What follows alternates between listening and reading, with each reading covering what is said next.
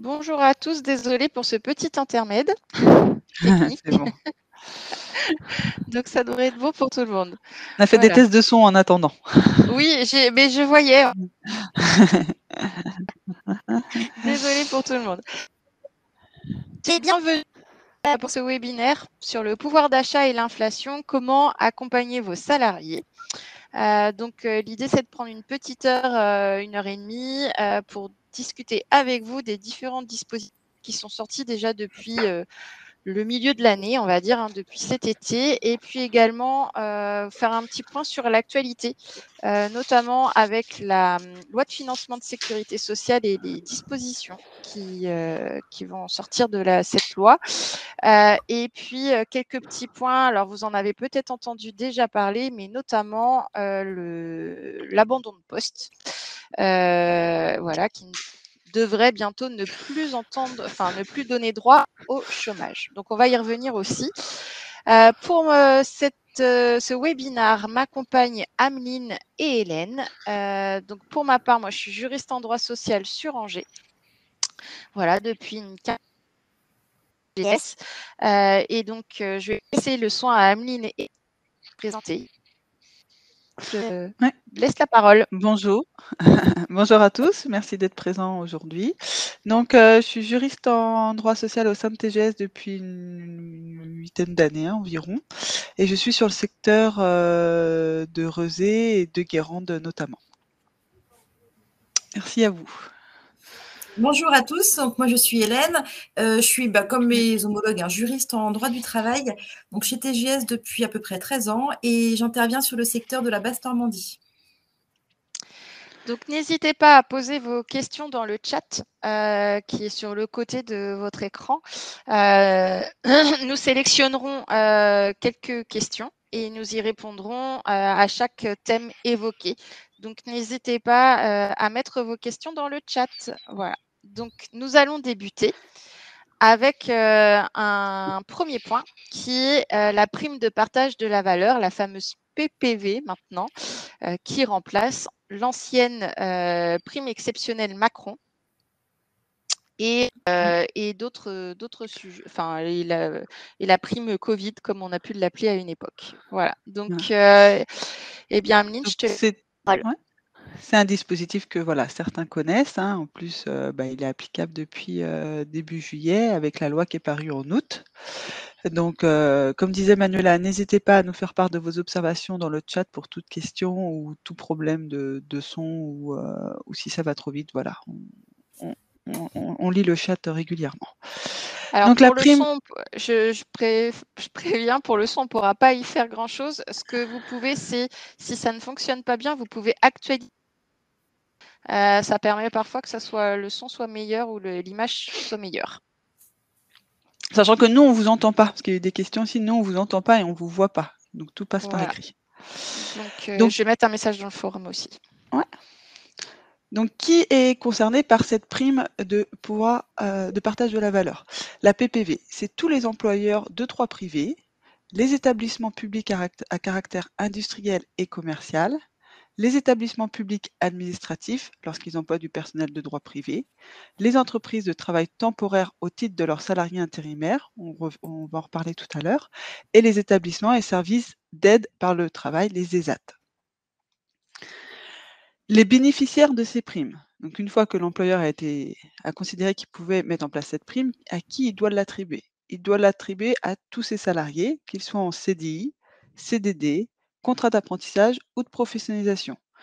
Et les salariés, il faut qu'ils soient à temps plein ou à temps partiel, peu importe. Ça concerne également les agents publics relevant de l'EPA ou de l'EPIC et les travailleurs handicapés relevant d'un ESAT. Donc tous les salariés de la société ou de l'association doivent bénéficier de la prime. On ne peut pas exclure certains salariés. On va revoir ça après avec les critères de modulation. Les mandataires sociaux, donc ceux qui ne cumulent pas leur contrat, enfin leur mandat avec un contrat de travail, ne peuvent pas bénéficier de la prime. Il faut vraiment qu'il y ait un contrat de travail. Donc à l'inverse, les mandataires sociaux qui cumulent leur fonction de mandataire avec un contrat de travail peuvent bénéficier de la prime PPV.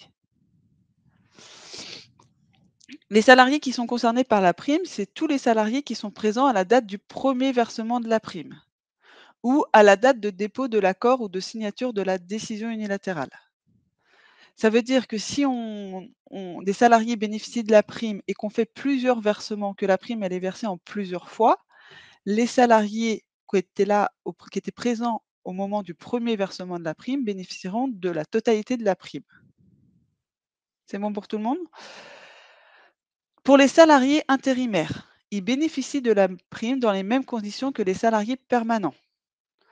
L'entreprise utilisatrice doit informer sans délai l'entreprise de travail temporaire et transmettre du coup la copie de la décision unilatérale ou de l'accord, indiquer les salariés concernés et le montant et la date de versement pour que les salariés intérimaires perçoivent cette prime PPV. L'entreprise de travail temporaire, elle, de son côté, en informe directement et sans délai son comité social et économique et verse la prime aux intérimaires selon les conditions et modalités fixées par l'accord ou la décision.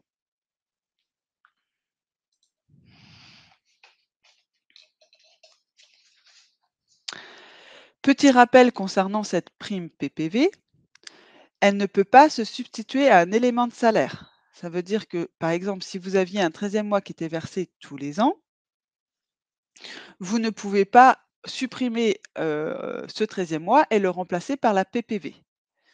Donc cette prime, elle ne se substitue à aucun élément de salaire versé par l'employeur ou devenant obligatoire en vertu de règles légales, contractuelles ou d'usage. Et ça ne se substitue pas non plus à des augmentations de salaire ou des primes. Pour mettre en place cette PPV, 2 possibilités. Soit il y a 2 modalités qui est proposées à l'employeur. Soit l'accord est négocié au niveau de l'entreprise ou du groupe, c'est-à-dire par un accord collectif de droit commun conclu avec un délégué syndical ou un accord conclu avec le CSE ou une ratification d'un projet d'accord par le personnel. Donc là, c'est vraiment un accord d'entreprise ou de groupe et cet accord, comme tous les accords d'entreprise, est déposé sur la plateforme de téléprocédure. Soit autre possibilité, au choix de l'employeur, peu importe, on rédige une décision unilatérale de l'employeur, donc c'est un acte unilatéral rédigé par l'employeur et cet acte est soumis, quand il existe, à une consultation préalable du CSE. Cette décision devra être communiquée aux salariés par tout moyen conférant une date certaine. Il n'y a pas de dépôt requis pour la mise en place de cette décision unilatérale, contrairement à l'accord qui doit être déposé sur une plateforme. Il faut juste qu'en cas de contrôle, notamment de l'URSSAF, vous ayez la décision unilatérale signée avec une liste d'émargement, par exemple, remise à la totalité des salariés. Cette décision unilatérale est obligatoire.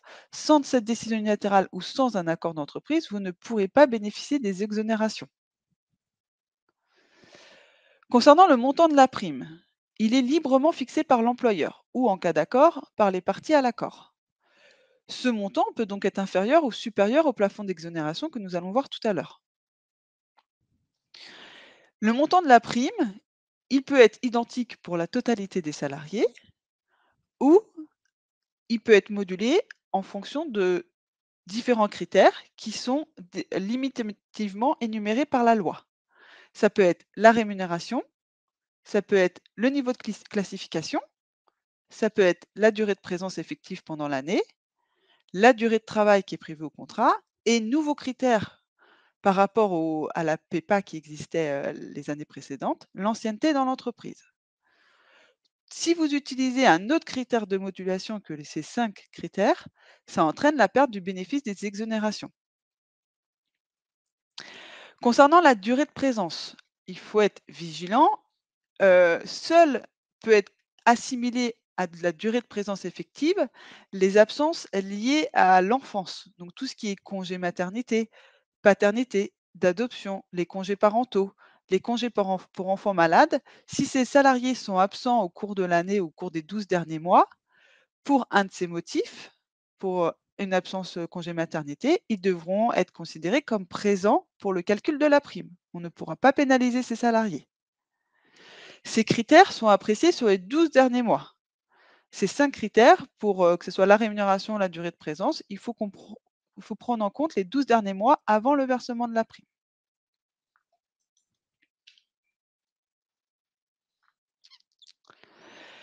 Les employeurs donc sont autorisés à verser cette prime depuis le 1er juillet 2022.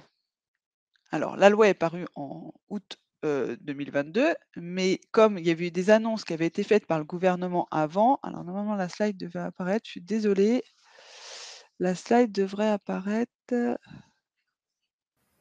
Non, c'était sur le versement, c'était bon. Hein. La slide Ouais. apparaissait. Ah, d'accord. Bon, alors j'ai un vrai écart, je suis désolée. Donc le versement. Donc, je vous disais, donc depuis le 1er juillet 2022, parce que le gouvernement avait annoncé du coup le versement, enfin l'existence de cette prime. Merci, ouais, la slide réapparaît. Donc les modalités de versement, donc les salariés bénéficiaires, le montant de la prime, les critères de modulation s'ils existent, sont prévus dans l'accord ou la décision. Ce que je vous disais tout à l'heure, le versement de la prime peut se faire en plusieurs fois au cours de l'année, dans la limite d'une fois par trimestre. Ça veut dire que on peut verser la prime en 4 échéances, mais c'est 4 échéances une fois par trimestre. On ne peut pas dire, bah là, on verse une prime en octobre, une prime en novembre et une prime en décembre. Ce n'est pas possible. Le but, c'est d'éviter qu'il y ait des primes d'objectifs ou d'autres primes qui se transforment en primes PPV. Il est impératif aussi que la prime PPV apparaisse sur une ligne distincte du bulletin de paye. Donc, il faudra informer votre collaborateur social que vous souhaitez verser cette prime. C'est bon. Concernant le régime social et fiscal de cette prime. C'est bon? Oui, Manuela? Oui, c'est bon. Ouais. OK. Donc, concernant le régime social et fiscal de cette prime, les plafonds d'exonération applicables, c'est 3 000 € par an et par salarié. Donc, ça veut dire que pour 2022 et 2023, vous serez exonéré jusqu'à 3 000 € par an et par salarié, ou 6 000 € par an et par salarié si vous êtes une entreprise soumise à l'obligation de mettre en place un accord de participation et que l'entreprise s'est dotée d'un accord d'intéressement à la date de versement de la prime. Alors, il faut surtout que l'accord d'intéressement concerne l'exercice, enfin, couvre l'exercice concerné et qu'il soit signé avant le versement de la prime. Sinon, ça ne fonctionne pas. Pour les entreprises non soumises à l'obligation de mettre en place un accord de participation, l'entreprise qui est dotée ou a conclu un accord de participation ou un accord d'intéressement au titre du même exercice que celui du versement de la prime, le plafond d'exonération, c'est 6 000 €. Le plafond est de 6 000 € également par an et par salarié si l'employeur est une association ou une fondation reconnue d'utilité publique ou d'intérêt général et habilité à ce titre à recevoir des dons ouvrant droit à réduction d'impôt. Et enfin, on peut aller jusqu'à 6 000 € par an et par salarié si l'employeur est un ESAT.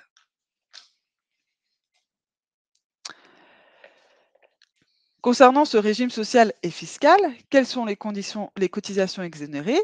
Il s'agit des cotisations sociales d'origine légale ou conventionnelle à la charge du salarié et de l'employeur. Ça concerne la participation patronale à l'effort de construction et la contribution unique à la formation professionnelle et à l'alternance. La défiscalisation et l'exonération de CSG-CRDS est temporaire. Actuellement, la prime PPV, elle est pérenne, donc elle est inscrite dans la loi. Par contre, on a une défiscalisation et une exonération qui est limitée jusqu'au 31 décembre 2023 pour tous les salariés dont la rémunération annuelle est inférieure à 3 SMIC. Pour 2024, c'est dans un peu de temps, donc on verra un peu ce qu'il en est fin 2023. Mais actuellement, la prime existera toujours parce qu'elle est pérenne.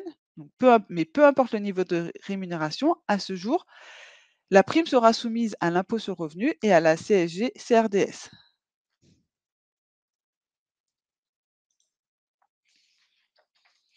Nous vous avons fait un petit tableau récapitulatif de ce qu'on s'est dit sur le régime social et fiscal.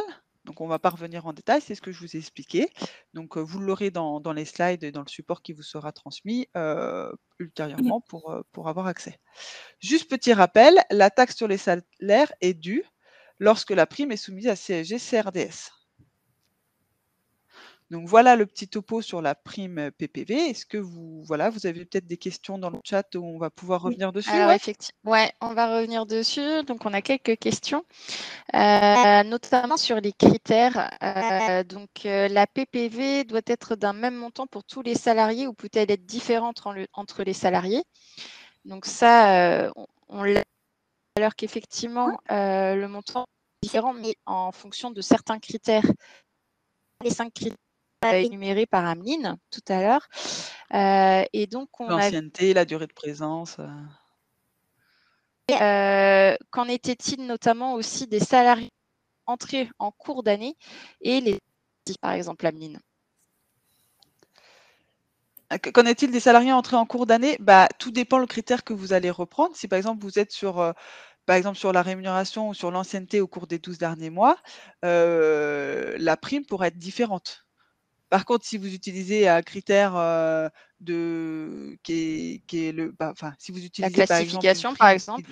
la classification ou une prime identique pour tout le monde, ils bénéficieront de la prime. Si vous précisez pas dans votre décision unilatérale que vous utilisez un critère de modulation spécifique comme la rémunération ou l'ancienneté, ils bénéficieront de la même prime que les autres. Mais on peut utiliser des critères, variables, en effet, pour qu'ils aient une prime, moins importante ou plus importante que les autres. Qu'en est-il des contrats d'apprentissage? Alors Ameline, les contrats d'apprentissage ont bien droit à Oui. À la prime. C'est ce qu'on disait pour les bénéficiaires. Il s'agit des salariés en CDI, des salariés en CDD et des contrats en alternance. Les stagiaires ne bénéficient pas de la prime, mais tous les salariés qui ont un contrat de travail bénéficieront de la prime. Autre question, c'est si un salarié a un accident du travail, on effectue bien un prorata au temps de présence ou pas?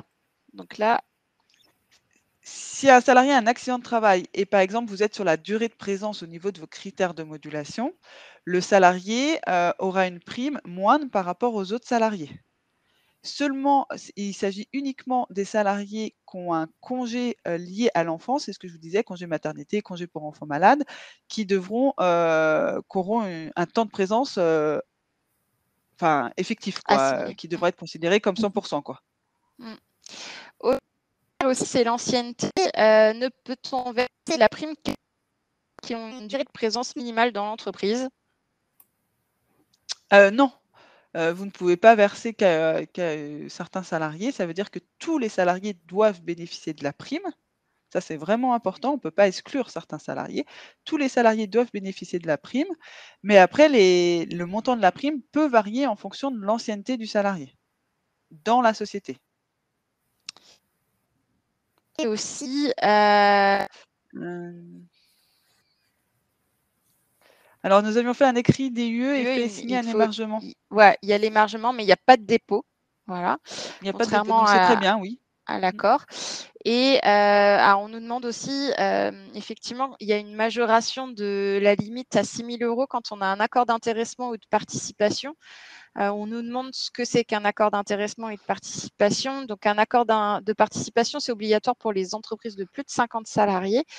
Et un accord d'intéressement, c'est une possibilité offerte à l'employeur de pouvoir partager une partie du résultat de l'entreprise, ou en tout cas, on calcule une enveloppe par rapport à des critères qui sont bien limités. Enfin, voilà, il doit y avoir un accord de déposer. Voilà, auprès de C'est une bonne l'inspection du travail. transition pour le coup. Alors, on va revenir dessus tout à l'heure. On va revenir. Il y a quelques questions encore. Alors, attendez, je ne vois pas toutes. Alors, au niveau donc de l'appréciation des critères, je pense que tu l'as dit, Ameline, mais on va le rappeler, on les apprécie sur les 12 mois qui précèdent, surtout. Le versement. Le versement, ouais. 12 mois qui précèdent le versement. Donc, notamment le critère de l'ancienneté, pour le coup. Oui.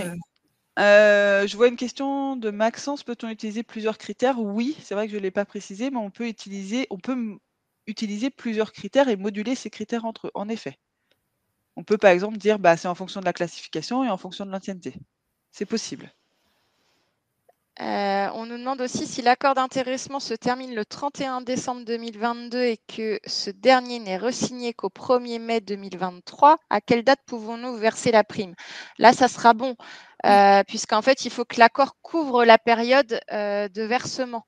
Donc là, aujourd'hui, votre accord est terminé Ah, on a reperdu On a Manuela, perdu. on est désolé. Alors, Du coup, je vais finir. oui, tu veux que je Je vais finisse? finir ce que Manuela disait. En fait, là, vous êtes couvert. Ça veut dire que votre accord se termine le 31 décembre 2022. Si vous versez une prime pour 2022, votre accord le couvre. Si vous souhaitez verser pour 2023, il faudra attendre que vous signiez votre nouvel accord 2023. Éventuellement, s'il est déposé plus tard, c'est pas un souci, mais il faut qu'il soit signé. Et ensuite, vous pourrez verser votre prime pour 2023 si vous le souhaitez. Oui, parce que votre accord de 2023, si on comprend hein, votre exercice, c'est le 1er janvier, 31 décembre. Donc, votre accord d'intéressement devrait être signé avant le 30 juin 2023, mais il couvrira toute l'année civile 2023. Voilà, donc on a eu plusieurs après on a plusieurs questions sur la possibilité d'utiliser les critères, mais ou 2 critères, donc ça a été vu.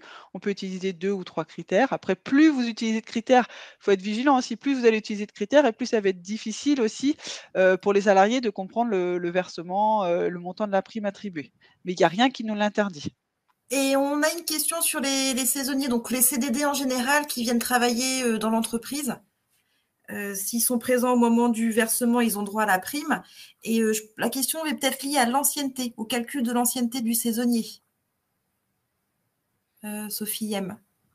Qu'en Alors est-il pour un pour les saisonnier qui saisonniers? termine avant le versement de la PPV, peut-il en bénéficier?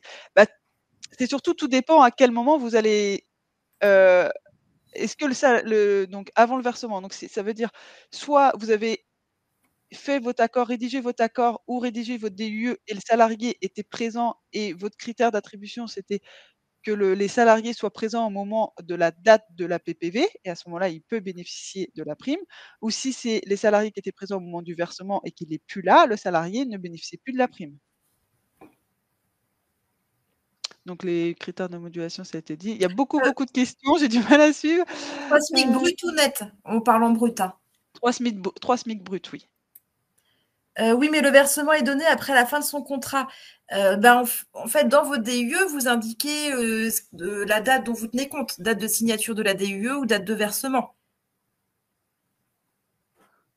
Voilà. Si pas d'accord d'intéressement d'une entreprise de moins de 10 personnes, on ne peut pas verser jusqu'à 6 000 €, oui, tout à fait.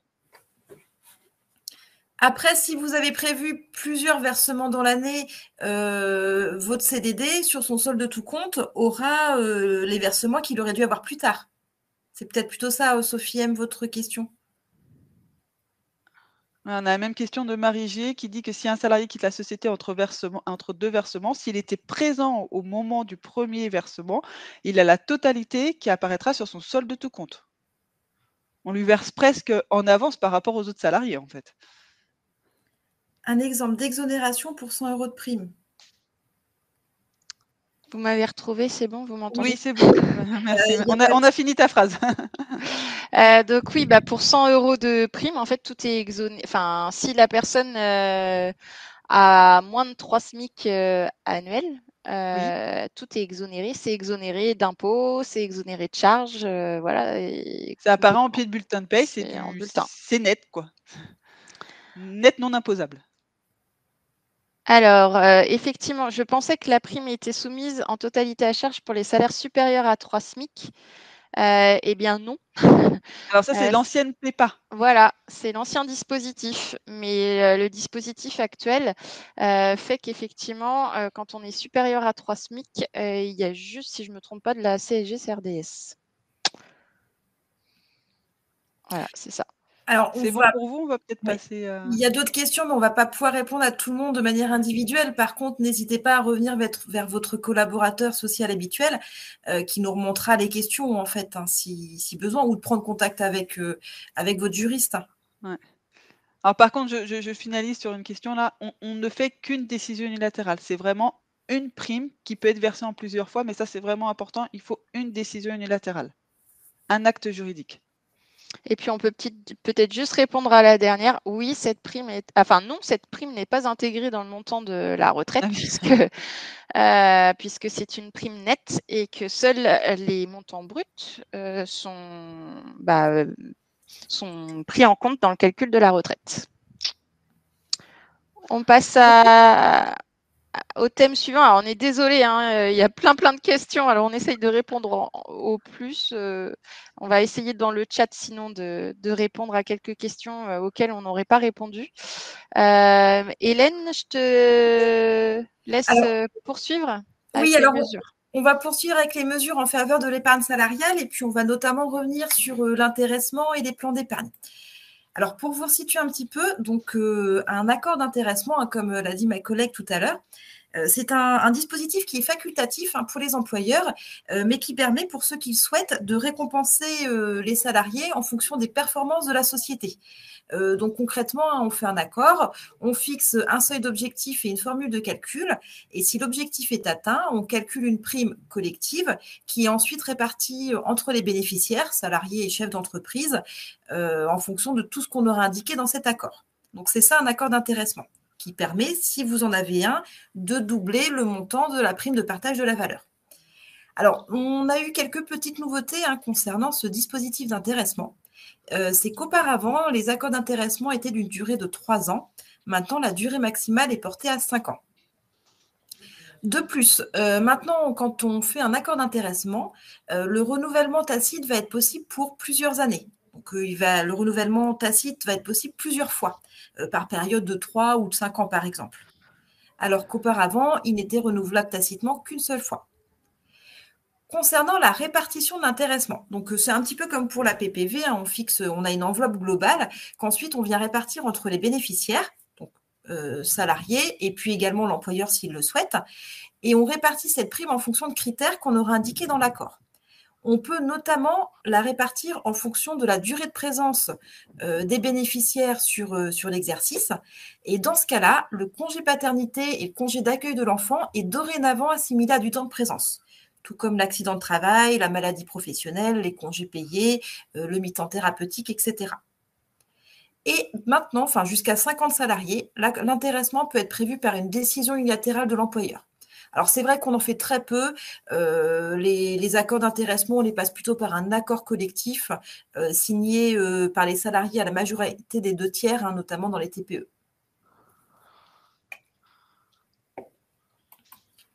Voilà. Alors, ensuite, on va poursuivre avec le déblocage exceptionnel de la participation et de l'intéressement. Alors, je ne sais pas si vous avez la slide qui est apparue. C'est bon, c'est bon. C'est bon ? Ok. Alors, bon, je ne l'ai pas encore sous les yeux. Ah, si, c'est bon. Du coup, donc, vous avez dû en entendre parler jusqu'au 31 décembre 2022. On peut débloquer les sommes qui ont été placées sur le plan d'épargne au titre de l'intéressement et de la participation. Alors, on va revenir un peu plus en détail là-dessus parce que toutes les sommes ne sont pas débloquables. L'objectif de cette loi, c'est de générer un pouvoir d'achat immédiat pour les bénéficiaires. Donc, c'est pour ça que c'est jusqu'au 31 décembre. Et tout le monde peut débloquer. Donc, le salarié, les dirigeants, le conjoint, tous ceux qui ont un plan d'épargne salariale. Les sommes qui sont débloquées, qui peuvent aller jusqu'à 10 000 € net, doivent servir à financer l'achat de biens ou la fourniture de prestations de services. Alors là-dessus, on a eu un petit peu de précision. L'objectif, c'est un soutien à la consommation des ménages. Le but n'est pas de permettre aux bénéficiaires de débloquer pour pouvoir épargner. Le but est de permettre aux bénéficiaires de débloquer ces sommes pour pouvoir consommer concrètement. Donc, on ne peut pas les débloquer pour faire des placements immobiliers ou placements mobiliers, et on ne peut pas non plus les débloquer pour rembourser un crédit. Donc, quand les impôts vont pouvoir demander des justificatifs des biens ou des prestations de services qui ont été des prestations de services qui ont été payées avec cette somme. Donc, le plafond maximal, c'est 10 000 € net de prélèvements sociaux et le déblocage se fait en une seule fois. Donc, ces sommes ainsi débloquées sont exonérées de cotisations sociales et non imposables dans les mêmes conditions que celles prévues pour l'intéressement et la participation affectée à un PE. Alors, on va suivre avec les obligations respectives. Hop. Est-ce que vous voyez la slide ? Je pense oui, c'est bon. Ouais. Ok. Alors, les obligations de l'employeur. Donc, l'employeur doit informer son personnel de l'existence de ce cas de déblocage. Donc, ça devait être fait avant le 16 octobre. Donc, si vous ne l'avez pas encore fait, surtout faites-le assez rapidement. Et ensuite, l'employeur devra déclarer les sommes à l'administration fiscale seulement si son gestionnaire ne le fait pas. Alors là, pour l'instant, on n'a pas encore les modalités pratiques, hein. Tout ça, ça va venir après. On peut se figurer que ça passera sûrement par une DSN. Quant aux obligations du salarié, alors le salarié doit faire la demande au plus tard le 31 décembre et tenir à la disposition des impôts toutes les pièces justificatives qui attesteront de l'usage des sommes débloquées.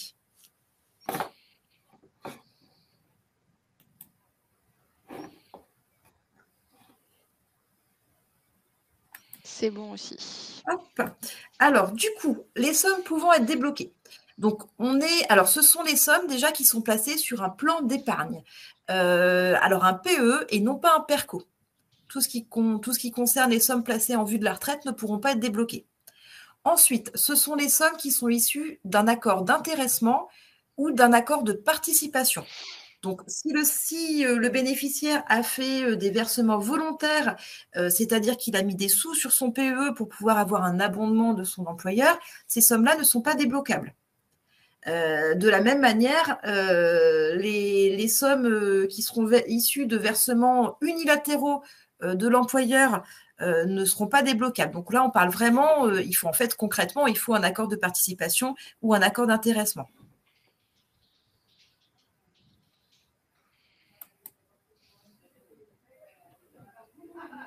Alors, on a quelques questions. Oui.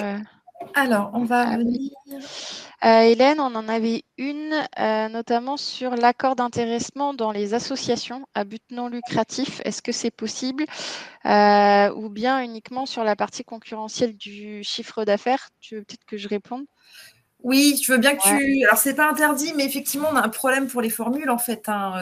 Alors, c'est possible, en fait. C'est possible. Après, effectivement, on ne va pas être sur du bénéfice parce que intrinsèquement, il n'y a pas de bénéfice dans une association. Donc, on va être sur des formules de calcul un peu différentes. On va souvent notamment aller sur d'abord des critères de distribution qui vont être différents. Alors, je prends par exemple une maison de retraite, on va peut-être être sur le taux d'occupation, enfin voilà, des choses comme ça. Ou après, une association sportive, parce que j'ai cru voir qu'il y avait des associations sportives parmi nos participants. Ça peut peut-être être effectivement le nombre d'adhérents. Enfin voilà, on veut qu'il y ait tant d'adhérents avant de déclencher l'intéressement. Et après, la formule de calcul, on va effectivement pas être sur le bénéfice. Donc là, les comptables ont l'habitude, on peut être sur d'autres choses que sur le bénéfice. Et donc, c'est possible.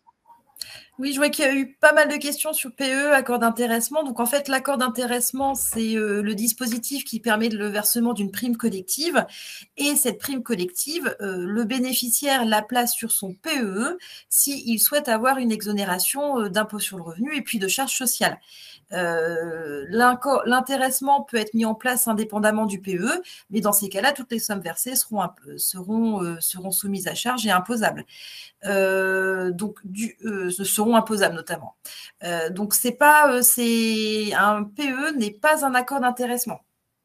Donc si vous avez, je pense que c'est en lien avec la PPV. Hein. Si vous avez juste un PE, vous ne pouvez pas avoir une PPV de 6 000 €. Je pense que je ne sais pas si vous comprenez comme moi, les filles. Oui, c'est ça. Oui, c'est ça. Donc, les bénéficiaires, hein, donc les mandataires sociaux peuvent y avoir droit dans les entreprises de moins de 250 salariés. Et oui, on peut mettre une condition d'ancienneté de 3 mois maximum. Après, le mandataire, juste petite précision, le mandataire social ne pourra en bénéficier uniquement s'il y a des salariés dans l'entreprise. La condition principale, c'est qu'il y a les salariés, que si les salariés en bénéficient, le mandataire social pourra en bénéficier dans les entreprises de moins de 250. On ne peut pas mettre un accord d'intéressement que pour un mandataire. Donc, oui, comme un PE d'ailleurs. Hein. Le PE ne peut pas exister que pour un mandataire social. Voilà. Donc là, on nous dit effectivement, on nous demande, donc il y a une entreprise où il n'y a que des versements volontaires sur le PE. Non, ce n'est pas débloquable. Ce n'est pas débloquable puisque ce ne sont que les sommes issues de l'intéressement ou de la participation.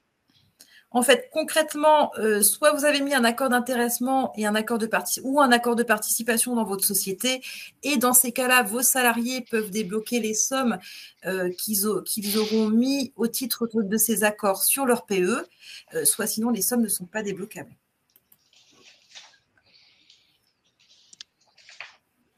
On passe peut-être à la troisième partie sur la monétisation des jours de RTT. Alors, un petit peu comme l'accord, là, les déblocages des sommes issues de l'intéressement et de la participation, vous allez voir que c'est relativement resserré. Tous les jours existants ne sont pas monétisables. D'ailleurs, c'est les jours de RTT, et les jours de RTT, c'est bien quelque chose de bien particulier. Alors, mesdames, si jamais ça coupe, quand même, vous prenez mon relais. Voilà. Donc, effectivement, le principe, c'est quoi? C'est la possibilité pour les salariés de renoncer contre monétisation à leur jour de RTT. Le salarié doit faire la demande auprès de son employeur et l'employeur peut refuser de monétiser ces jours de RTT, puisque derrière, il faut effectivement avoir la trésorerie pour pouvoir payer ces jours de RTT. Alors, quels sont les jours qui sont concernés? Donc, soit c'est des journées ou c'est des demi-journées de repos qui ont été acquises sur une période comprise entre le 1er janvier de cette année 2022 et jusqu'au 31 décembre 2025.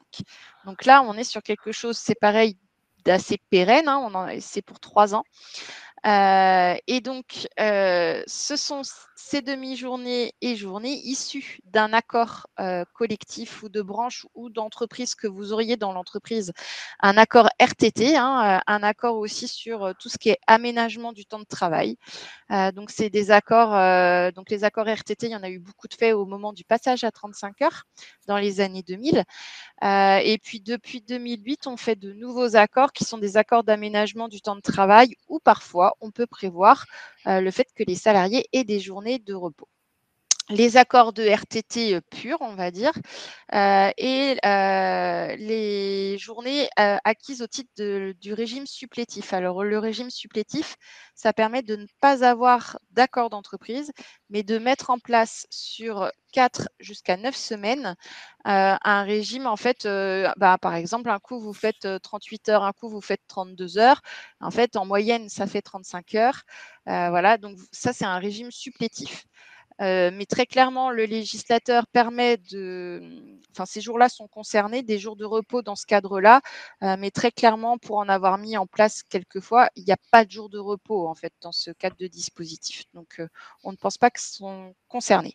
Donc, attention aussi aux termes, puisque RTT, aujourd'hui, c'est un peu utilisé à toutes les sauces. Tous les repos sont des RTT, sauf que non, puisque par exemple, ça et c'est très souvent le cas, les salariés en forfait jour, leurs repos ne sont pas des jours de RTT et donc ne sont pas concernés par le dispositif ici mis en place. Pourquoi aussi? Parce qu'en fait, ils relèvent d'un dispositif déjà spécifique. Vos salariés en forfait jour peuvent renoncer à des jours de repos, déjà, c'est déjà prévu. Il faut signer un avenant au contrat de travail et ces jours de repos auxquels ils renoncent doivent être majorés au minimum à 10%. Et doivent faire l'objet derrière ils font le même régime social et fiscal qu'une heure supplémentaire. Donc, c'est déjà prévu en fait. Donc, c'est pour ça que là, en l'occurrence, on n'en parle pas. Donc, ne sont pas concernés non plus tous les jours qui seraient déjà placés sur un compte épargne-temps. Vous avez peut-être couplé votre aménagement du temps de travail avec un compte épargne-temps et certains salariés ont pu mettre leurs jours sur le compte épargne-temps. Eh bien, ces jours-là ne sont pas monétisables. Et ce qui n'est pas monétisable non plus, c'est les jours de repos compensateurs équivalents. C'est-à-dire qu'au lieu de payer les heures supplémentaires, vous les avez mises en repos compensateur, majorés à 25% ou à 50%. Eh bien, ces jours-là ne sont pas non plus monétisables. Donc, vous voyez, c'est assez restreint. C'est assez restreint et il faut la demande du salarié, l'accord de l'employeur. La contrepartie de cette monétisation, eh bien, c'est la majoration du salaire au moins égale au taux de majoration de la première heure supplémentaire applicable dans l'entreprise, donc au moins à 25%. Vous pouvez avoir un accord d'entreprise qui prévoit 10% par exemple. Donc ça, c'est possible. Donc dans ce cas-là, eh bien, on prévoira, en tout cas, le RTT sera majoré à 10%. Et on va payer ces heures et elles ne sont pas prises en compte dans le contingent d'heures supplémentaires. Donc ça, c'est un avantage, c'est-à-dire que là, vous allez payer des journées, donc des heures, et qui ne seront pas prises en compte dans le contingent annuel d'heures supplémentaires. Le régime social et fiscal, eh bien, c'est exonéré de cotisations salariales. Ça ouvre droit à la déduction forfaitaire, mais uniquement dans les entreprises de moins de 20 salariés. Donc, pour toutes les entreprises de plus de 20 salariés, il y a bien des charges patronales sur ce rachat de jours de RTT. Et c'est non imposable jusqu'à 7 500 € net. Mais pour apprécier ce montant, eh bien, on va cumuler les jours de RTT avec le montant éventuellement d'heures supplémentaires déjà exonérées. Voilà. Donc, on est sur un dispositif quand même relativement restreint. Alors, il y a peut-être des questions. Oui, en favori. On a des questions du coup sur les forfaits Sur le jours forfait. notamment. Alors, Donc les salariés forfaits jours, jours, oui, ils ne peuvent pas bénéficier du dispositif parce que les repos des forfaits jours ne sont pas des RTT, c'est des jours de repos, voilà. Mais juridiquement, ce ne sont pas des RTT. Et ils n'en bénéficient pas aussi parce qu'ils ont déjà en fait un dispositif applicable. de rachat. Voilà, de rachat de jours de repos. Donc en fait, quand on arrive là, par exemple, au mois de novembre et que votre forfait jour est sur l'année civile, et on se rend compte que il n'a pas pris, je ne sais pas, 10 jours de repos, eh bien le salarié peut renoncer à ces jours de repos. Et dans ce cas-là, il faut faire un avenant.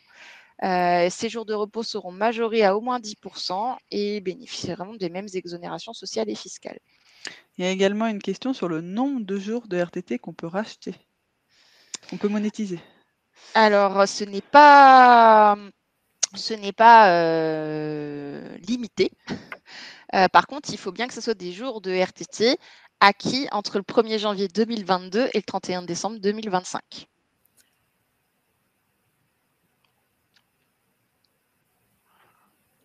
Alors, on a Diane N qui nous met, nous venons pourtant de faire une simulation avec notre collaborateur social. Comme le disait ma collègue, le forfait jour a son propre dispositif de rachat des jours de repos, qui sont notamment majorés d'au moins 10% et qui donne lieu à la rédaction d'un avenant. Donc, votre simulation doit correspondre à ça. Alors, on nous demande si c'est applicable dans les établissements de la fonction publique. Je pense qu'on va revenir vers vous pour cette... on va regarder d'ici la fin du webinaire, sinon. On va revenir vers vous. Et il n'y a donc pas d'exonération de charges patronales, en tout cas pour les entreprises de plus de 20, oui. Il n'y a pas d'exonération de charges patronales, que pour les entreprises de moins. Du secteur privé, sur les questions-réponses du gouvernement, c'est les entreprises du secteur privé. Donc, oui, pour les établissements de la fonction publique, donc c'est oui pour les salariés de droit privé. Et non pour... Toutes les entreprises du secteur privé, y compris les professions agricoles, quelle que soit la taille de l'entreprise. Alors, nous sommes au forfait jour et nous demandons à nos salariés de prendre tous les jours de RTT avant la période d'expiration. Aucun report n'est accepté. Est-ce légal? En soi, tout dépend comment est rédigé votre accord, mais si votre accord le prévoit comme ça, oui. Oui, c'est possible. OK.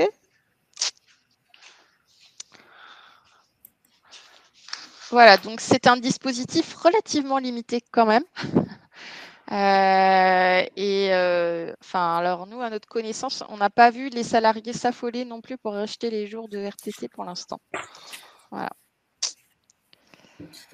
Quatrième petit point, Hélène, je crois que c'est à toi sur les mesures relatives aux heures supplémentaires et complémentaires, les petites nouveautés.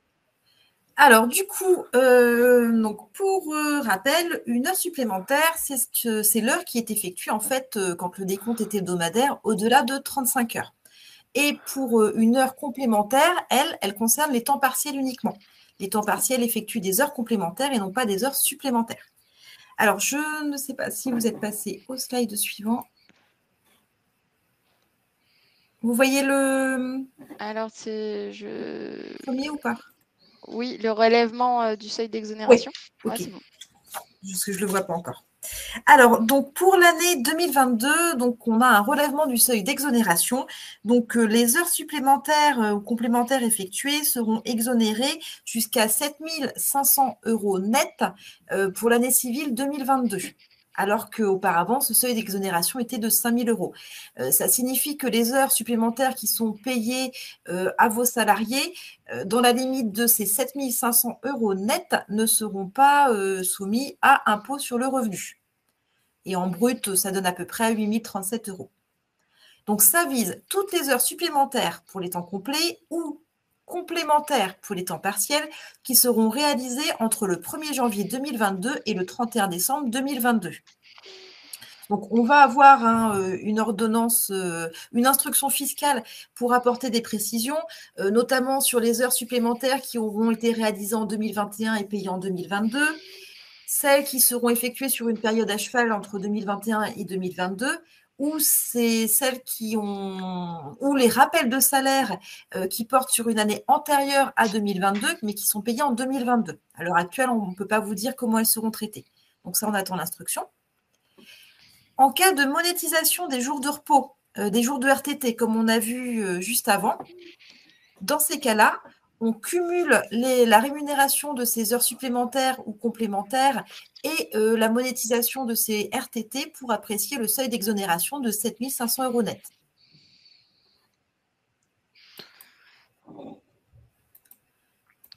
C'est bon. Donc, en parallèle, on a une nouvelle déduction forfaitaire de cotisation patronale qui concerne les entreprises de 20 à moins de 250 salariés.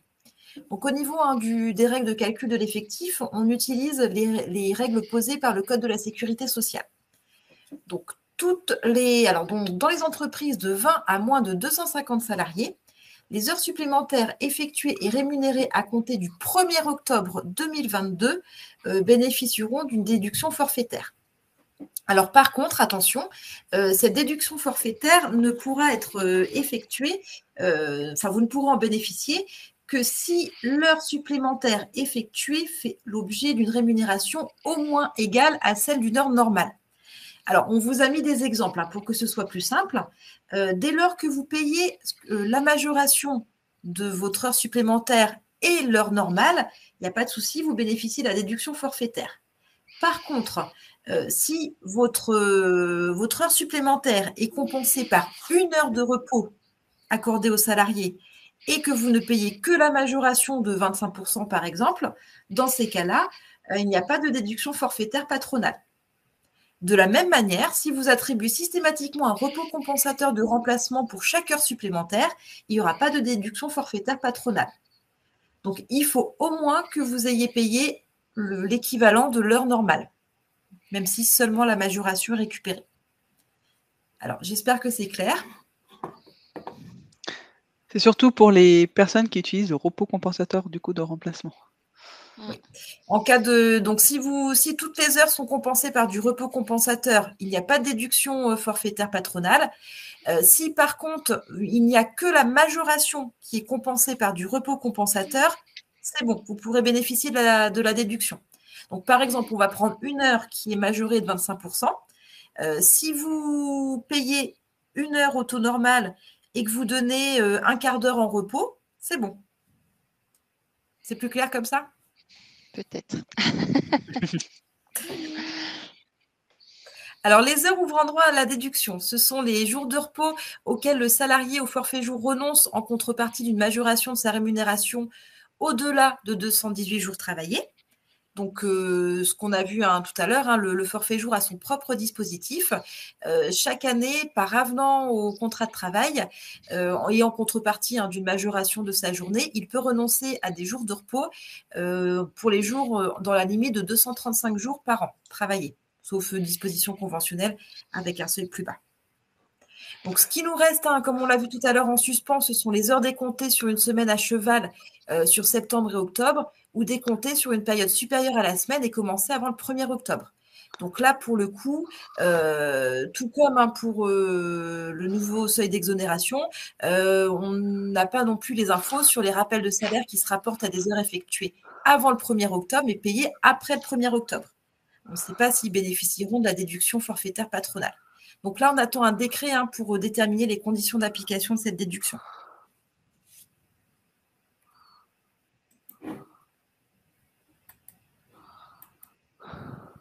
Voilà, et là, je pense que vous voyez la slide d'après, les conditions à respecter. Donc, respecter les dispositions légales et conventionnelles relatives à la durée du travail, donc les durées maximales, pour les heures complémentaires, les limites du tiers, etc. Ne pas se substituer à un élément de salaire. Et donc, on a le montant de la déduction et les règles de cumul. Donc, le montant forfaitaire par heure supplémentaire est de 50 centimes. Le montant forfaitaire par jour de repos, pour les forfaits jours notamment, est de 3,50 € par jour éligible. Alors, les déductions, par contre, viendront s'imputer sur les sommes dues par les employeurs pour chaque salarié concerné au titre des majorations salariales versées au moment du paiement de cette durée du travail supplémentaire, sans pouvoir dépasser ce montant. Et ce sera cumulable avec des exonérations de cotisations patronales de sécurité sociale.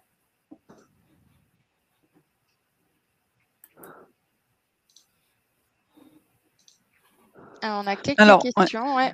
Vas-y, Ameline. Alors, on a une question sur les heures supplémentaires en cas de modulation allant du 1er avril au 31 mars 2023. Donc là, on est à cheval, en fait. Oui, on est à cheval. Donc là, pour les périodes à cheval. Alors, si c'est pour le seuil, si c'est pour le paiement des heures supplémentaires et les impôts sur le revenu, dans ces cas-là, les heures, elles seront payées après le 31 décembre 2022. Donc, il n'y aura pas elles ne basculeront pas dans cette limite de 7 500 €. Sauf si le dispositif est reprorogé. Enfin, est prorogé d'ici voilà, là. ça aussi. Pour la déduction forfaitaire patronale, ce sont les heures qui sont payées après le 1er octobre 2022. Enfin, à partir du 1er octobre 2022. Sûrement, oui. Donc, en toute logique, en attente de précision de l'instruction, normalement, ça devrait être bon. C'est un dispositif pérenne, donc c'est quelque chose, voilà. Et on a une autre question aussi pour les TPE, parce que c'est vrai qu'on a parlé de la déduction patronale pour les plus de 20, mais les moins de 20. Alors, pour les moins de 20, on est dans le régime en fait classique, ça n'a rien changé pour eux. En fait, ils sont déjà bénéficiaires depuis longtemps. Donc, pour eux, ils continuent à bénéficier de leur déduction forfaitaire sur les heures supplémentaires. Et si on a un accord de modulation au 31 décembre? Alors, si c'est pour le paiement des heures supplémentaires et les impôts sur le revenu, parce que pour le coup, si c'est pour la déduction forfaitaire patronale, là, comme c'est à partir du 1er octobre 2022 et que le dispositif est pérenne, il n'y a pas de souci. Donc, et si c'est par contre pour les impôts avec le seuil de 7 500 €, si les heures supplémentaires ne sont pas payées au 31 décembre au plus tard, ça veut dire qu'elles seront déclarées sur les impôts de l'année 2023. Donc, tout à savoir si ce plafond va changer ou pas. Ok. Ok, on va passer du coup à la 5e partie sur les mesures relatives aux frais professionnels.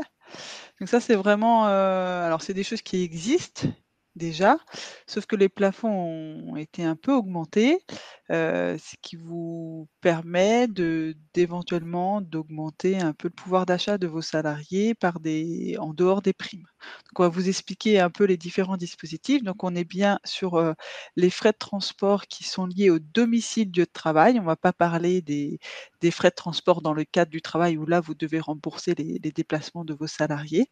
Donc là, on est vraiment sur frais de transport d'un salarié qui part de son domicile et qui va à son lieu de travail ou le soir qui va de son lieu de travail à son domicile.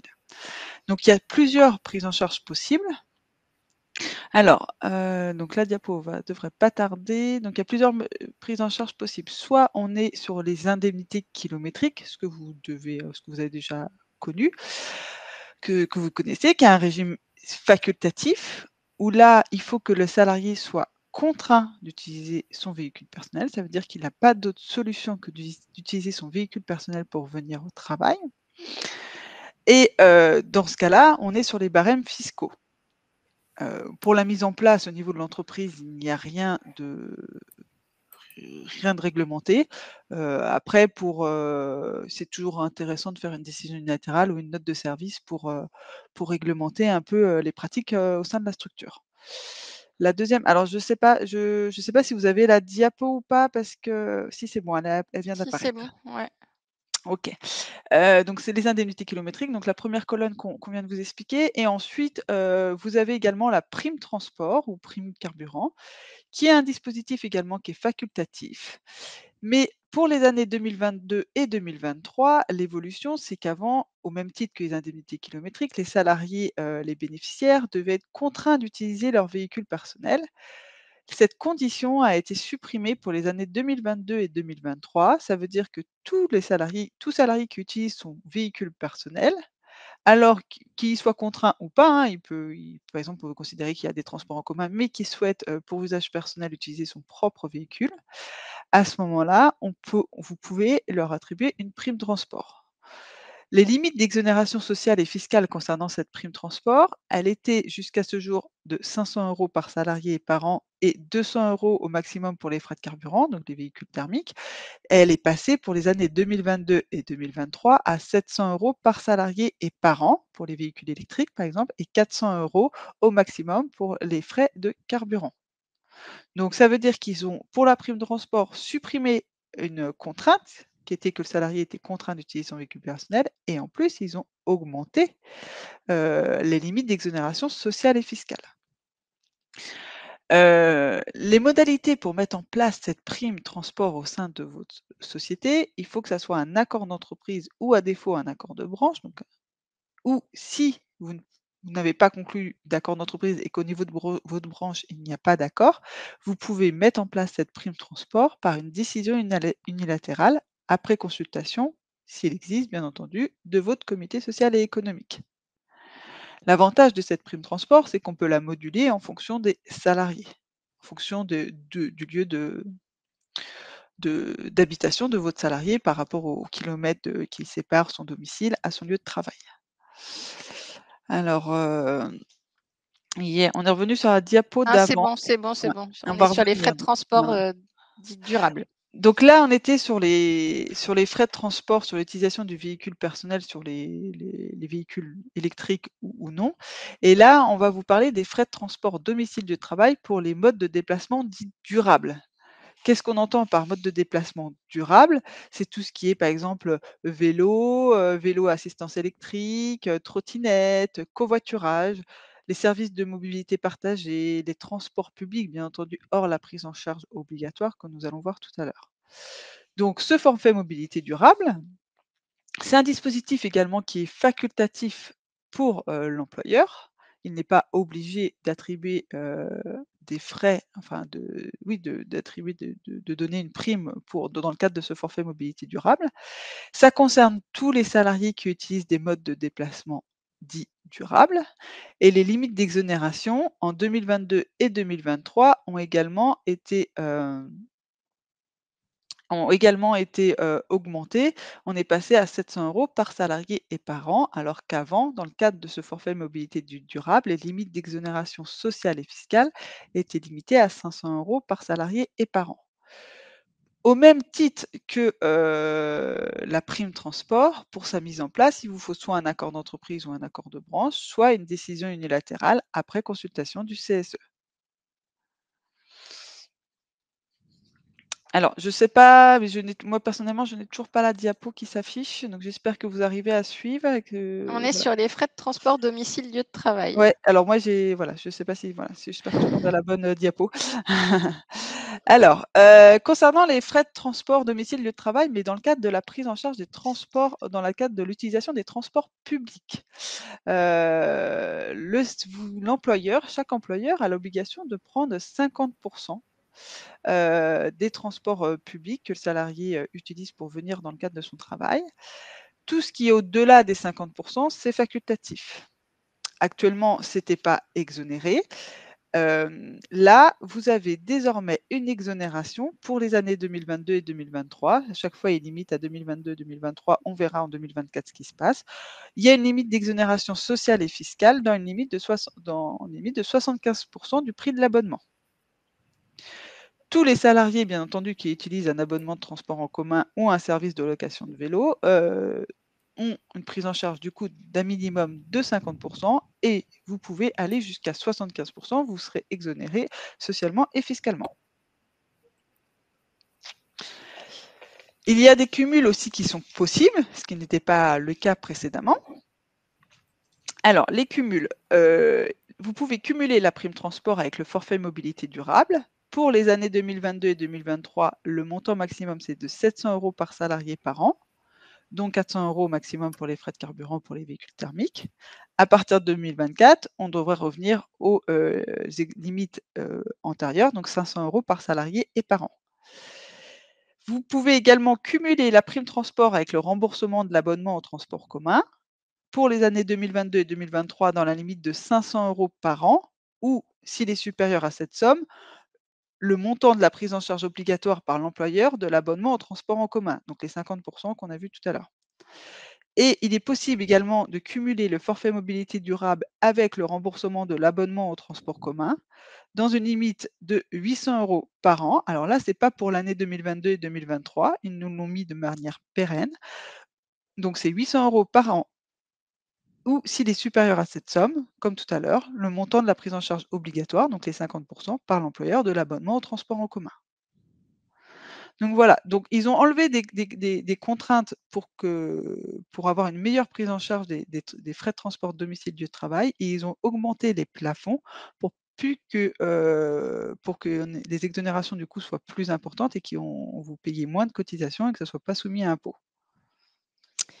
Alors, il y a justement des questions sur ça, Ameline. La première, c'est est-ce que ça veut dire qu'effectivement, tous les collaborateurs qui prennent leur véhicule, et peu importe la notion de contrainte, ils peuvent bénéficier de la prime transport de 700 € pour 2022 et 2023? Alors, ils peuvent bénéficier, parce qu'on n'a plus cette notion de contrainte. Par contre, on est bien d'accord que les 700 €, c'est pour les véhicules électriques. Sinon, si les salariés utilisent un véhicule diesel, essence ou peu importe, hein, on est sur une limite de 400 €. Mais c'est déjà 400 € si effectivement les gens n'ont pas de véhicule électrique. Voilà. C'est sans aucune condition sur plus du tout de 2022 contrainte. et 2023. Donc, peu importe son lieu d'habitation, à partir du moment qu'il utilise son véhicule, donc il faudra une attestation du salarié par lequel il utilise son véhicule pour venir au travail, pour lui verser cette prime de 400 € en cas de contrôle, ou 700 € s'il a un véhicule électrique, bien entendu. Ouais, on nous demandait effectivement s'il fallait bien s'assurer qu'il était propriétaire du véhicule. Donc oui, en général, on demande la carte grise pour avoir les chevaux pour le calcul des ICA. Donc là, pareil, on peut demander la copie de la carte grise. Et attestation sur l'honneur également. Puis voir si c'est un thermique ou électrique. Et donc, il reste une question pour les déplacements dits non durables. C'était la suite de la question, en fait, Hélène. D'accord. Donc, on a répondu, en fait. Alors, le versement est annuel, pas forcément. Ou mensuel. Peu importe, c'est au choix. Par contre, c'est bien 700 € par an. Oui. 400 € par an. C'est 400 ou 700 € par an, mais vous pouvez faire des versements mensuels ou trimestriels ou annuels. Et on nous demande si on peut faire des prorata de cette prime, par exemple en fonction du temps de présence dans l'entreprise ou des temps partiels. Et donc, peu importe aussi le nombre de kilomètres, effectivement, on ne regarde pas le nombre de kilomètres, c'est l'utilisation en fait qui en est faite. C'est vraiment un très beau système pour récompenser les salariés sans que ce soit soumis à impôts et à cotisation. Voilà, on nous demande si on peut verser moins que 400 €.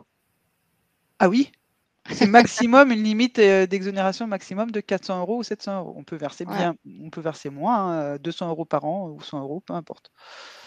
Oui, il y a beaucoup de questions sur. Comment justifier du covoiturage? Alors, pareil, c'est des attestations sur l'honneur. Et peu importe l'activité de l'entreprise. Je prends 2-3 questions comme ça que je vois, mais je vous laisse les filles. Mais oui, est-ce que c'est obligatoire? Donc tu l'as dit non, c'est pas du tout obligatoire. La seule obligation que vous avez, c'est pour les transports publics, où vous devez prendre un minimum 50% des transports. Ça, c'est une obligation. Là, il y a une question. Donc, l'indemnité de 400 € de frais de transport serait redevable pour un collaborateur qui habite à 3 km de son travail et le collaborateur qui habite à 40 km. Alors, serait redevable. Alors, c'est pas que serait redevable, ce n'est pas une obligation, on rappelle. Hein. C'est une faculté possibilité. C'est une possibilité, voilà, pour l'employeur de mettre cette prime transport ou ce forfait mobilité durable au sein de sa structure. Et après, il peut avoir des proratas en fonction du nombre de kilomètres. Peut-on mettre un critère sur la distance entre domicile et travail? Oui. Ouais. Ouais. S'il n'y a pas d'abonnement aussi au transport en commun, est-ce qu'on rembourse les tickets quotidiens? Normalement, alors Non, c'est que les abonnements. Ouais, c'est que les abonnements. Si la prime déjà versée en mars 2022, la prendre en compte. Ah oui, bah oui, c'est sur l'année civile.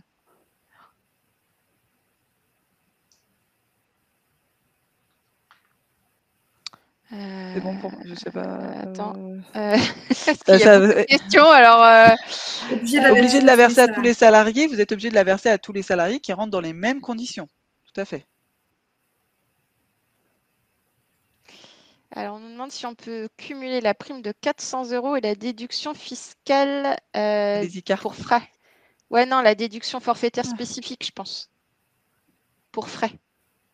Alors là, je ne pense pas. Bah non, c'est pas dans les cumulables. Non, c'est pas possible. On n'a pas vu ce cumul, non. On a une question sur la DIE. Oui, il vaut mieux faire une DIE séparée pour la prime carburant et la prime PPV. Oui. Il s'agit bien des exonérations sociales et fiscales. Très bien, ok. Oui, alors ceux qui bénéficient d'un véhicule de fonction, ils n'ont pas la prime carburant. Oui, tout à fait. C'est un avantage en nature, non. Et ceux également qui dorment sur leur lieu de travail, qui n'ont pas non plus de cette prime-là non plus. Ici, c'est obligatoire tous les ans, une fois que c'est mis en place. Non, parce qu'en fait, vous allez la rédiger vous allez la mettre en place, il vous faut un acte juridique, ce qu'on disait, un accord, une décision unilatérale. Donc, vous pouvez indiquer dans votre décision unilatérale, au même titre que la PPV, voilà, que c'est une décision unilatérale pour une année, et éventuellement, vous pouvez en refaire une pour l'année d'après. Après, si vous faites une décision unilatérale à durée indéterminée, à ce moment-là, oui, vous serez contraint de la verser tous les ans. Alors, je pense qu'on a fait à peu près le tour de toutes les petites C'était très vite. Bon, s'il y en a d'autres, on y répondra. Et n'hésitez pas à revenir vers vos collaborateurs sociaux qui se feront un plaisir de vous répondre. Alors, on va passer au projet de loi de financement de la sécurité sociale pour 2023.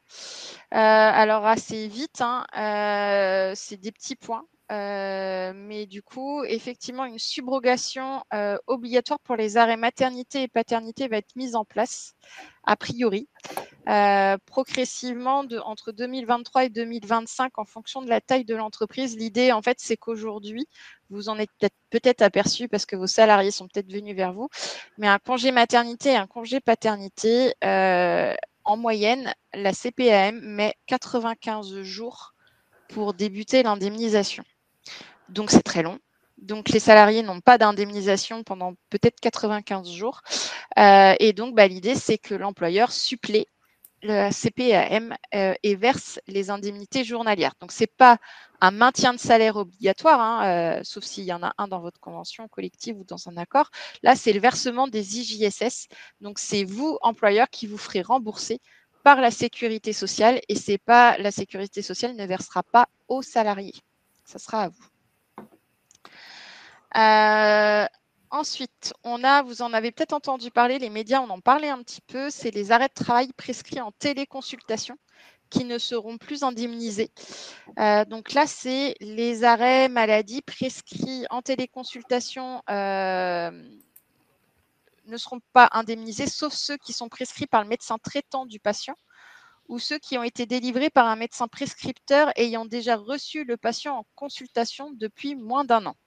Donc, ça veut dire que, à notre sens, hein, à un moment donné, il va falloir qu'on sache qui a prescrit l'arrêt en téléconsultation.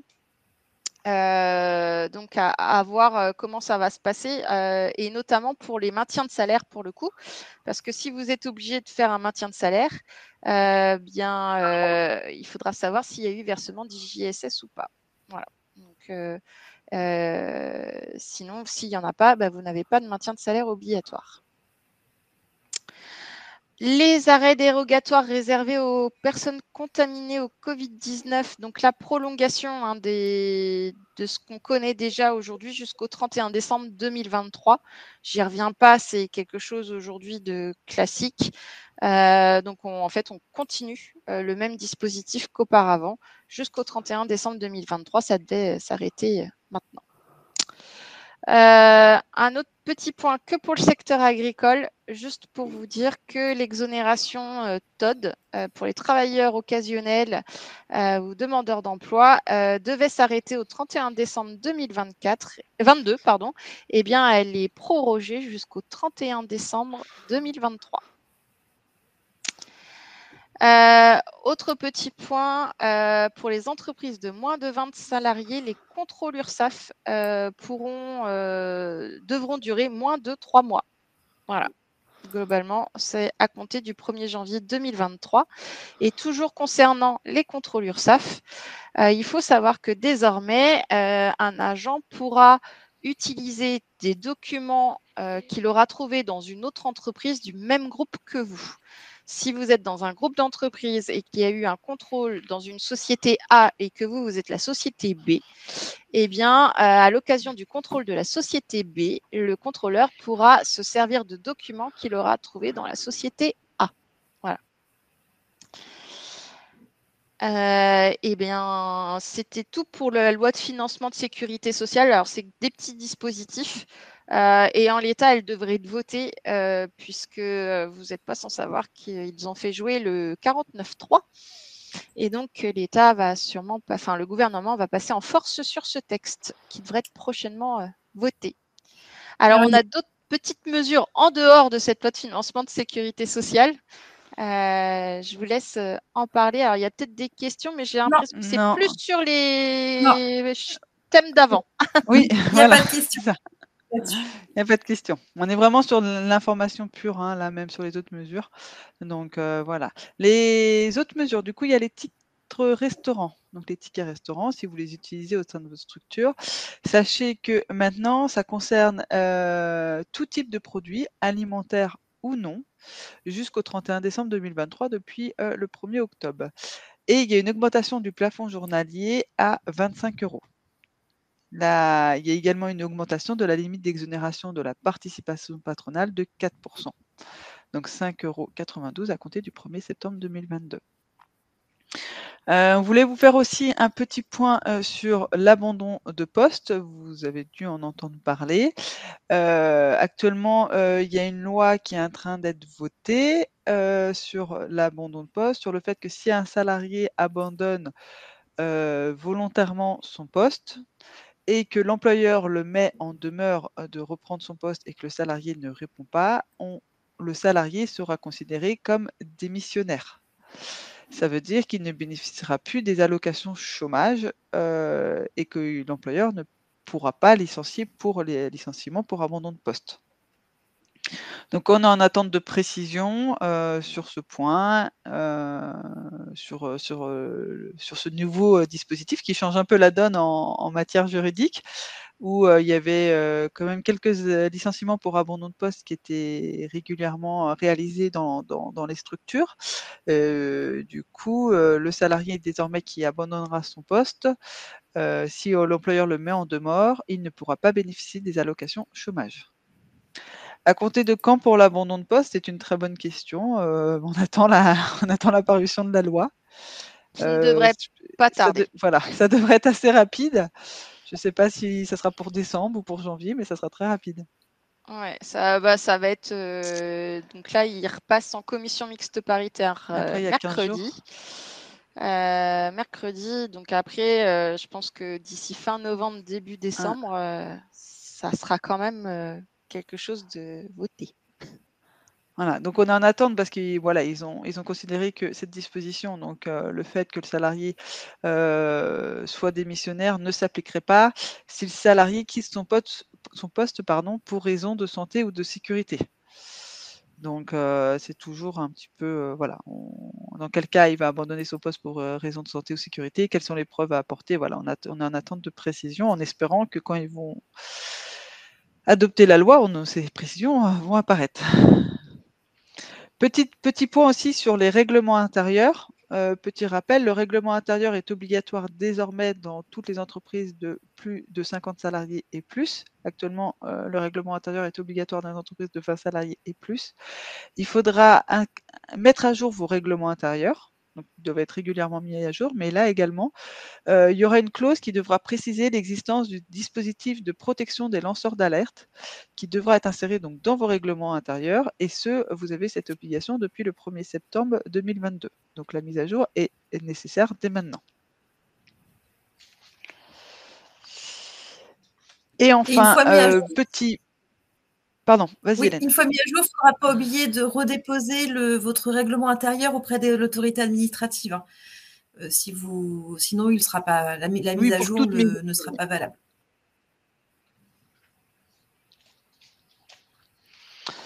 Dernier petit point sur l'activité partielle liée à la hausse des prix de l'énergie. Vous savez, donc l'activité partielle, chômage partiel, hein, anciennement chômage partiel. Je pense que le terme activité partielle est bien rentré dans les esprits de tout le monde avec notre petite période Covid qui s'est passée sur les 2 dernières années. Et il y a le questionnaire du coup qui a été mis à jour dernièrement, donc le 4 octobre, qui fixe dorénavant les critères à respecter par l'entreprise qui prétend être fortement impactée par la hausse des prix de l'énergie, donc gaz et électricité. Donc, il faudra désormais produire une attestation qui devra indiquer des achats de gaz et ou d'électricité qui atteignent au moins 3% du chiffre d'affaires de la société et à la date de dépôt de la demande, une baisse d'excédent brut EBE par rapport à 2021. Donc, il devra avoir ces 2 mentions à minima pour bénéficier de l'activité partielle. Donc, ces conditions donc, cumulatives, on est bien sur 2 conditions, devront être attestées par un document établi par un tiers de confiance, expert comptable notamment, et déposées par l'entreprise lorsqu'elle fera sa demande d'activité partielle, accompagnée bien entendu des documents justifiant ces 2 conditions, quoi. Donc voilà pour ces petits points autres mesures. Il y a quelques questions, il semble.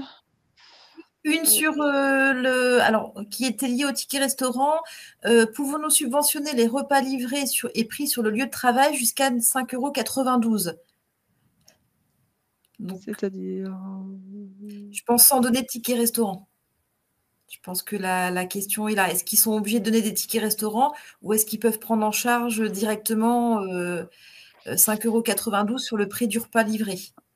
Donc non, il faut opter pour les tickets restaurant. Non, il faut un titre. Oui, c'est la question où il faut un titre restaurant. Vous ne pouvez pas financer, sinon c'est un avantage pour vos salariés.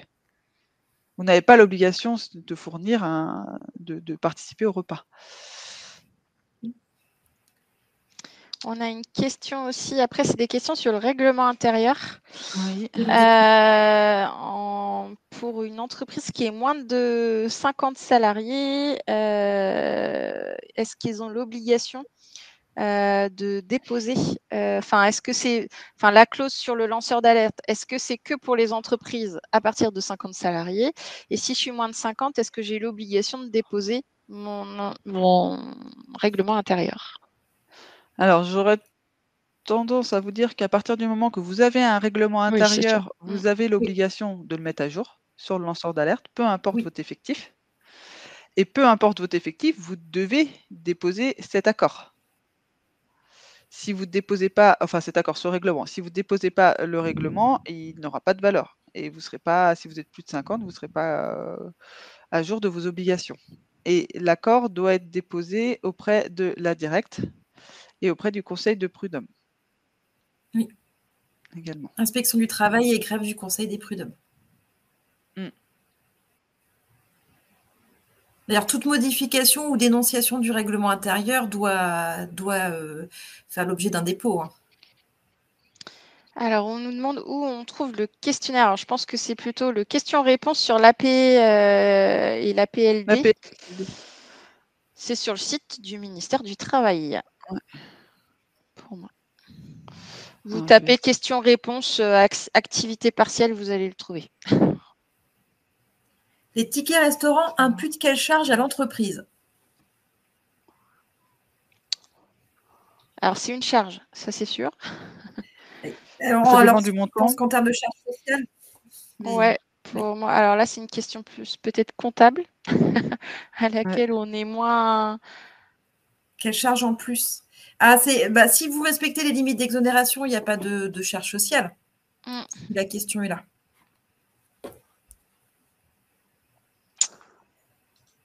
Eh bien, je pense qu'on va pouvoir clôturer ce webinaire puisqu'on a répondu a priori à pas mal de questions entre chaque thème. En tout cas, merci beaucoup pour votre participation et votre attention. On est désolé pour les petits incidents techniques qui ont pu se dérouler au début. C'est le direct. C'est le direct. En tout cas, on espère que ça vous a plu. On reviendra vers vous peut-être pour un prochain webinaire prochainement avec de nouvelles actualités. Donc, n'hésitez pas à nous laisser vos commentaires en chat. Et en tout cas, merci beaucoup pour votre présence et à bientôt. À bientôt. Merci beaucoup. Donc, oui, le support est disponible. Oui, c'est téléchargeable. Et puis, n'hésitez pas à revenir vers votre collaborateur ou votre juriste pour toutes les questions qu'on n'a pas pu traiter dans le chat. Et qu'on s'excuse, mais on est voilà. Il y avait beaucoup de questions sur certains thèmes, du coup, c'était un peu difficile de traiter toutes les demandes. Bonne journée et bonne semaine à tous, en tout cas. Merci à vous, bonne journée, au revoir.